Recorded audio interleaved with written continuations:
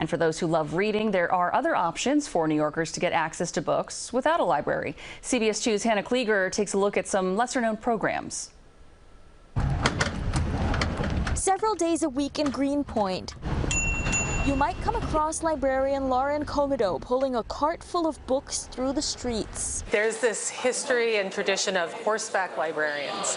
During the Great Depression, librarians would ride mules and horses through the Appalachian Mountains, going from place to place, bringing the library to people who couldn't get to it otherwise in sort of isolated settlements. And since our branch is closed, we are a little bit isolated from the other libraries. Comedo designed and built a cart she lovingly nicknamed Nellie. You can find Lauren and Nellie in coffee shops, breweries, and even migrant shelters across the neighborhood, loaded with dozens of books, Wi-Fi, even take-home crafts for the kids. The idea came to library staff after this branch temporarily closed at the start of this year. It's set to remain closed until fall of next year.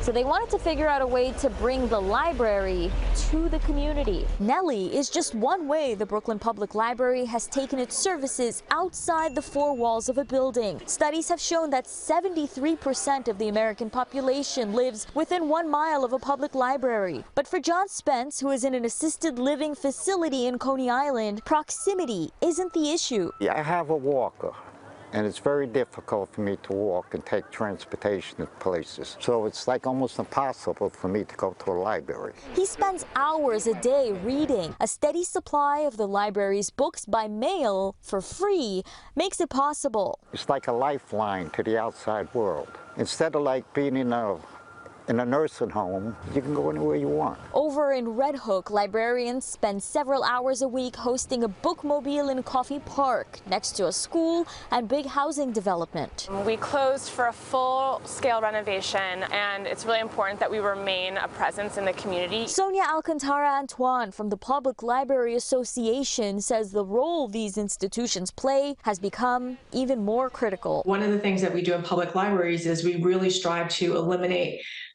barriers to access and to be able to serve our communities equitably. Library leaders say they will have to find new ways to cut costs to make up for the nearly $24 million deficit, and they still don't know exactly which programs will be affected. Hannah Kliger, CBS 2 News. And Hannah is our community reporter covering Brooklyn. If you have a story idea for her, you can email the address right there on your screen.